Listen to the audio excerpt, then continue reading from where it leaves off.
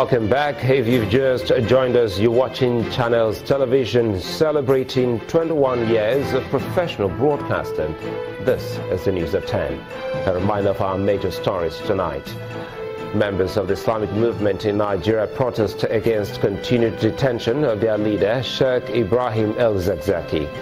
Inspector General of Police directs police commands to be on high alert as preparations for Eid al-Kabir get underway in various parts of the country. UN agency alerts on plight of internally displaced people in the northeast, raises concern over devastated homes and farmlands, and at least 20 killed in an airstrike in the Syrian city of Idlib hours after a peace plan announced by US and Russia.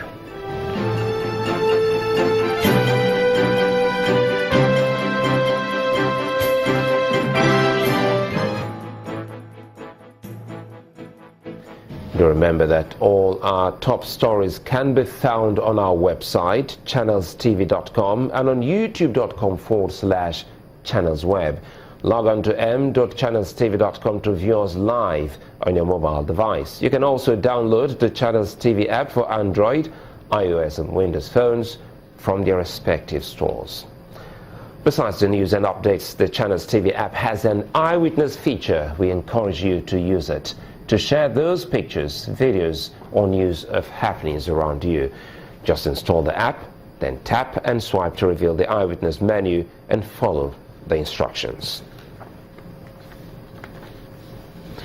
Hundreds of Nigerians who fled Boko Haram in Borno State are returning to devastated towns and villages in recent days after the army seized back the militant group's last remaining strongholds.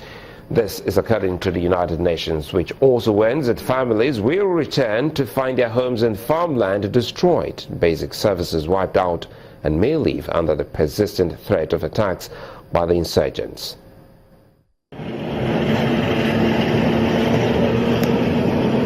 Soldiers traveling from the town of Bama to the city of Maiduguri fire shots out of the vehicle to ward off a possible ambush by Boko Haram militants. Even though the army recaptured territory the size of Belgium a year and a half ago, life hasn't gone back to normal for many. No food is grown in the fields, and people are still hiding in the bush. The military commander in Bama, Colonel Adamu Laka, says the devastation is widespread. Bama town basically has been destroyed by Boko Haram. Most of it has been grazed down, as you have seen. We hope that the reconstruction starts in earnest, so that with time the people of Bama can come back to their town. It's not a tax that the state government will be able to do alone, because we have all seen the level of devastation. Tens of thousands of people are also malnourished. There was daily liberation of IDPs from the control areas by Boko Haram, and by the time this military, our gallant military, liberate these people out of these areas, they will bring them down immediately to a camp. You need to see them that day when they are being liberated, and then you will see them emaciated. The adult man, you will see them, you can even count. UNICEF has started basic lessons for displaced children in the hopes that education will better their future job prospects and make them less vulnerable to being recruited by Islamist militants. Former First Lady Patience Jonathan has filed a 200 million naira fundamental rights enforcement suit against Sky Bank following the freezing of 4 bank accounts, which she claims the Economic and Financial Crimes Commission has used to inconvenience and embarrass her. The 4 accounts lodged with Sky Bank PLC are in the name of 4 companies, which is said to have a balance of $31.4 million. In an affidavit filed before the court and deposed to by one Sami Somiari, a legal practitioner on behalf of Mrs. Jonathan, the deponent claims that the EFCC placed a no-debit order on the 4 accounts in July in the course of probing one Warik Mamudu Dafa, a former special advisor on domestic affairs to former President Goodluck Jonathan. In the affidavit, however, Somiari claims that it was Dudafa who helped Mrs. Patience Jonathan to open the 4 bank accounts, which the EFCC froze. He claimed that after 5 accounts were opened as directed by Mrs. Jonathan, the former First Lady later discovered that Dudafa only opened 1 of the accounts in her name, while the other 4 were opened in the names of companies belonging to Dudafa. The FCC on its part is set to arraign the former president's aide, Dudafa, and his alleged accomplices for money laundering before a federal high court in Lagos. The case will be heard on Thursday, September the 15th. The change in the date for the 2016 governorship election in Edo State from September the 10th to 28th is still generating reactions from some of the key actors in the state. While the All Progressives Congress, APC, says it has accepted the postponement of the election by the Independent National Electoral Commission with mixed feelings, the People's Democratic Party describes the action as a rape of democracy. Meanwhile, the All Progressive Grand Alliance, ABGA, as well as the People's Party of Nigeria appear to support the move by INEC, saying it will provide a level playing field for everyone. After all the initial uncertainties surrounding the Edo State governorship election, the Independent National Electoral Commission, INEC, finally announced 28 September as the new date for the poll. Expectedly, that decision is already generating reactions from different quarters. From the camp of the People's Democratic Party, PDP, the postponement is nothing but an attempt to undermine democracy. We must rescue democracy. Democracy is under serious threat with what we are witnessing today in Edo State. On its part, the Edo State chapter of the All Progressives Congress, APC, says it's unfair to blame its party for the change of date. The chairman of the party insists that while the new arrangement comes at a cost to the APC, there is need to respect the decision of INEC on the matter. It will therefore be fair to admit that the decision has adversely affected us somewhat. However, having regards to the provisions of the Constitution of the Federal Republic of Nigeria and the Electoral Act, we are obliged to defer to the decision of INEC, particularly when security threats have been cited as the reason for the postponement. The candidates of the All Progressives Grand Alliance, ABGA, and the People's Party of Nigeria, PPN, also weighed in on the matter. For Mr. Osaro Naiwu, the postponement is worth it, as it will afford those who registered for the West African Examination Council's GCE the opportunity to partake in the election, while the PPN candidate Tracy Agol also supports the shift because it borders on security of lives and property. For me, it was totally wrong for WAEC and INEC to say that those students should be relocated to neighboring states at what cost. So education comes first before any other thing. From their own perspective, the reason given to Generality of Edolites seemed objective. So, for the safety of my people, for us to have a level playing ground for this election, I think I'll support. September 28 is the new D-Day, and for the political parties contesting the election, this will perhaps afford them more time to cover more grounds by reaching out to the undecided voters and sway them to their camps.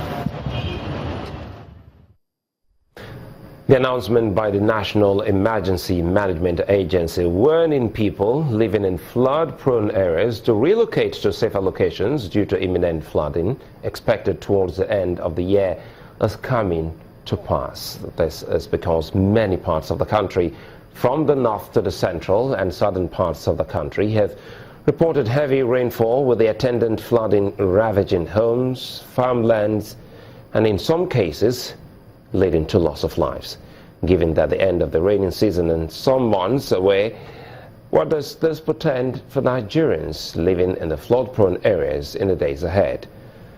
Joining us to look at this issue is a lecturer in the Department of Geography at the University of Lagos, Dr. Shakiruddin Odunuga. Good to have you join us on the News at 10. Thank you. We're still seeing people caught unawares. Does this mean that NIMET's warning or warnings haven't reached these ones? Yeah, thank you very much. People caught on unaware. Of course, NIMET warning came early through the... Pretty early? Yeah, pretty early through the SRP, seasonal rainfall prediction of the NIMET. This seasonal rainfall prediction was translated into flood by NISA, Nigeria Hydrological Services Agency. And despite all the warning and early warning, and people are still caught unaware. So I think we need to upscale in terms of attitudinal change, orientation, reorientation of the people with respect to response to early warning system, with respect to how our behavioral attitude that has to do with where we live, our attitude, dumping of refuse inside the drain, and etc. So we need to upscale, not just giving early warning, providing a roadmap on how people should act during this period. I mean, if you look at the picture on the screen now, sometimes some vehicles are almost submerged by the flood. Does this mean that, well, we haven't actually done enough in terms of making the people understand the risk involved in not relocating from their homes?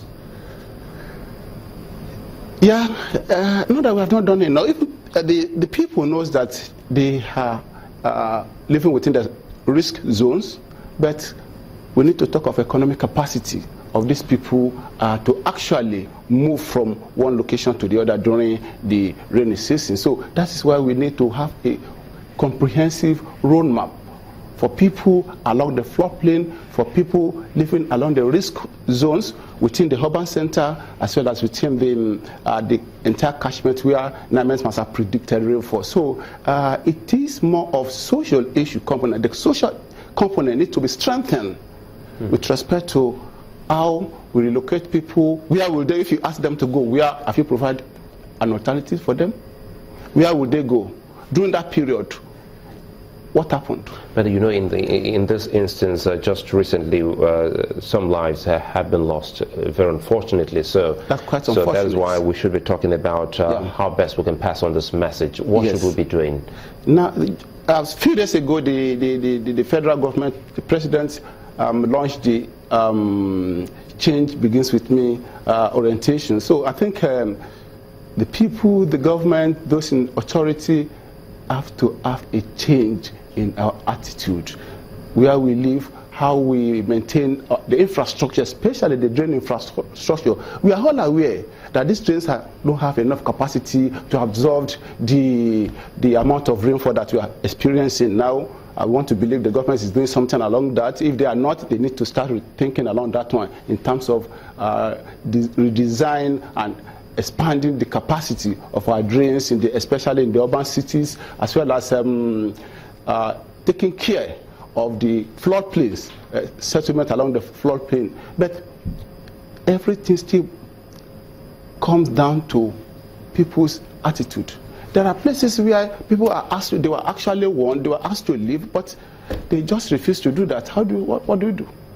So it has to do with reorientation and letting people know what kind of danger they expose themselves to. Quickly before, if some would say to everyone, there is a language you understand. Perhaps maybe the traditional rulers can also help in some localities. Yes, the traditional ruler have a role to play. The local government and all the concerned people have a role to play, especially in the orientation program, and the national orientation agencies, as well as the state agencies and the media too.